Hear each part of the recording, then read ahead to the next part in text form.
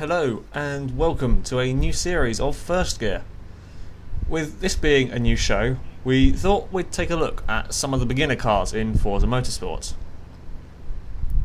I was first to arrive with this, a Citroën C4 VTR, and while it's not the most exciting car in the world, and it's French, it's good enough for Sebastian Loeb to take it to many World Rally Championships win, so it's good enough for me. I can hear my colleague arriving. Daniel, where are you going? I'm kind of over here. Where? Oh, right, okay. I knew that. Sorry, just give me a minute. Give me a minute. I'm coming, don't worry. Captain Right. Sensor of Direction turns up second. Right, this is what I brought. The Ford Fiesta Zetec S. Good car. Ken Block uses this. So, I've bought a World Rally winning car. You've bought a Gymkhana winning car. James, what have you brought? James has brought something my grandma owns. So, to find out which is best, we decided we'd have a drag ring. James, you better wait for me to say go, not go whatever. Come on, Ford. Come on, Ford. Haha, the C4's much more horsepower means it can pull away from the Ford, kind of. Am I going to catch the one of the Jeep? Come on, Ford. Come. You stupid thing. Stupid thing. James claimed it as a win, so in the interest of saving time we decided to let him have that. The next test we were going to do was a 0 to 60 to 0, and to make it fair we all had to be in a line, which was proving quite difficult. Okay, go forward a bit, James, you've got to go forward a bit. That's too much.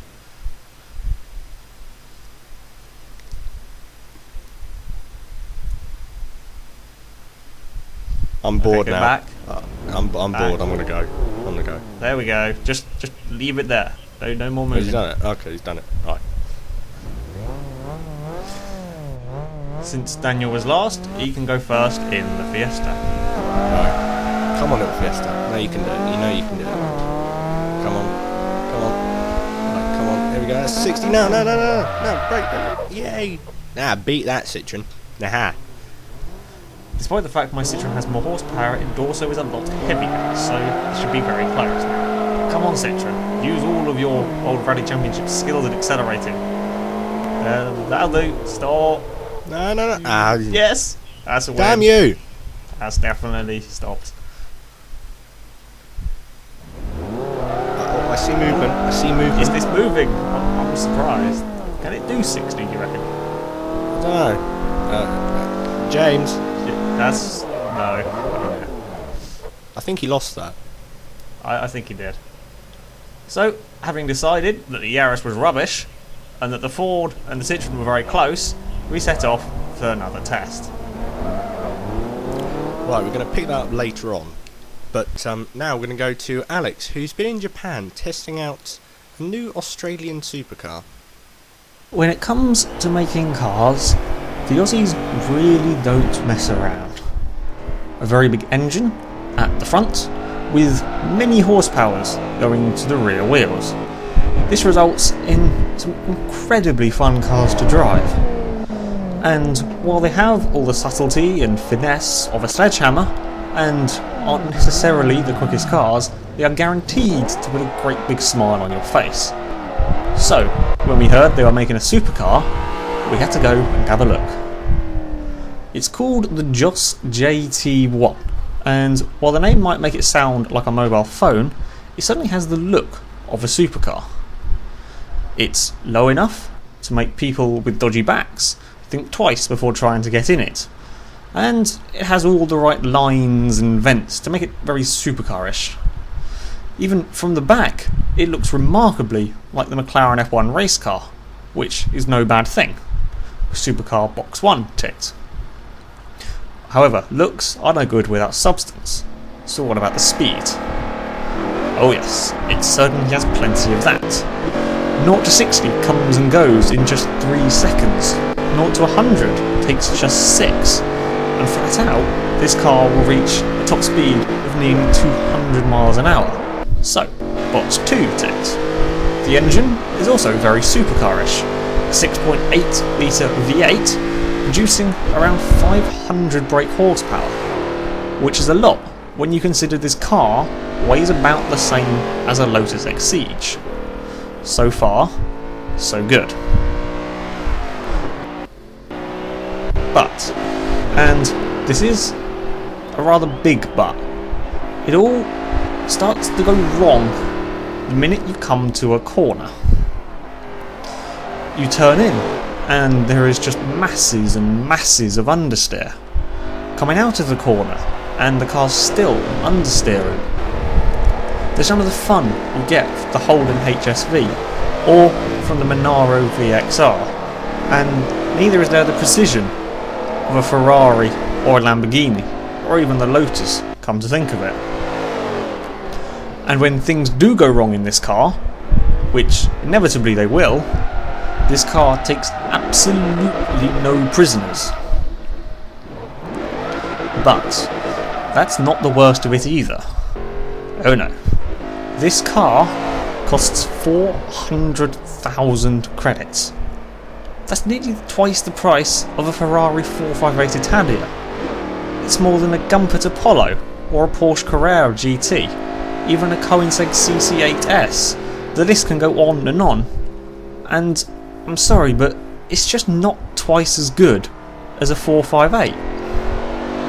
I want my fun back. I want the HSV back. Ah, bugger. I think that is what we call a wrap. So, is it really that bad? Well, bad's a bit of a strong word to use. It's just not what I was expecting. I expected it to be all leery and sideways, like all the other Australian cars I've driven, and it just wasn't. Yeah, but I mean, just look at it. It looks brilliant. It looks like you said, it looks like a McLaren F1. It is a very good looking car, I have to agree with that, but for 400,000 credits, there's an awful lot of cars that are very good looking that are a lot cheaper. Well, I drove it earlier on. It seemed fine to me. But anyway, we're not going to settle this here. It's now time to hand it over to our tame racing driver. Some say that his helmet is lined with paper mache, and that he thinks the X-Files is a type of breakfast cereal. All we know is he's not the Stig, but he is the Stig's digital cousin. Right, here we go. Building up the revs now. And he's off. Right. Not quite a bit of wheel spin there, but right. Going to the first corner. Wonder if he's going to take this flat. No, a little bit of a lift, but not much. Not much drama either. Quite shocked by that. Right, going down to Maggots now. See what we can do. Hard on the brakes now. Very hard on the brakes. There's a little squirming on the braking. Right, Beckett's still not a little bit of a correction there, but not much. Right down the back straight now. I drove this earlier on and it was really, really very quick. Weighing about the same as Lotus Exige with 500 horsepower. Right, we're now going down to Abbey. Still not much drama. Oh, little bit of a slide on the way out, but apart from that, not much. Unusual for an Australian car. Right, now Bridge. Is he going to take that flat? No, I don't think he did. But right, Priory. Still not much drama. Bouncing off the rev limiter there. Right, now Brooklyn. This is a hard corner because it's a slow corner, but a little bit of correction. But right, let's see what he does. Does now come into Luffield. A little bit of understeer on the way in, but now powering on the way out. A little bit of squirming there, but now this is where it's going to come in handy because all 500 horsepower now, blasting down to the end of the straight, and there he is across the line. And well, nearly tries to kill him there. So what time do you think it did? I'm guessing that it's going to be quite high up on the board. It doesn't have an awful lot of power and weigh practically nothing. Well, it did it in 1:21.7. Now we don't know whether that's good or not yet, but we will find out later on in the series. But hopefully, it's going to be quite good. I think it'll be a pretty good benchmark. Now we'll go back to the beginner cars, and we decided we're going to put them around a lap of our test track. Although these cars are rather slow and rather boring, so we decided not to show the lap. But we have the results here. The Yaris was by far the slowest, did a 1:18.9. The C4 and the Fiesta were very, very close though. The Fiesta did a 1:17.6, whereas the C4 did a 1:17.4. So it's another win for me. Haha. Bear in mind that was on the national track, not the international. It's not faster Yeah. than the Joss. Just to let you know. We were told to meet at Maple Valley Raceway for a challenge. As a beginner, you will inevitably spend quite a lot of time on the grass, so how good are your cars off-road? You will each complete one lap of the Maple Valley Rallycross circuit. That's not that difficult. I haven't finished yet. To make this more interesting, you will be competing with a professional rally car. Oh, The rally car will give you a 10-second head start, and then we will see how close your times are when you cross the finish line. I decided that I'd go first, although I wasn't the most confident of all. While my car is a well-known rally car, it is rather heavy. Let's see what it can do though. Come on, Citroen. Remember all of those rallying skills you have. Ooh, missed a gear. Never mind. Keep going. Ooh, the suspension's going to take a battering from this. Come on. The Evo's coming. This isn't going to go well, I don't think. Come on, Citroen. We've got 150 horsepower. It's more than anything else that's it. Well, not the Evo. That's got like 600. But use all of them now. Oh no, that's not good. Damn it.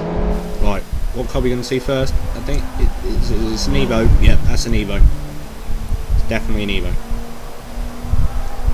Well done, Alex. Well done, Alex.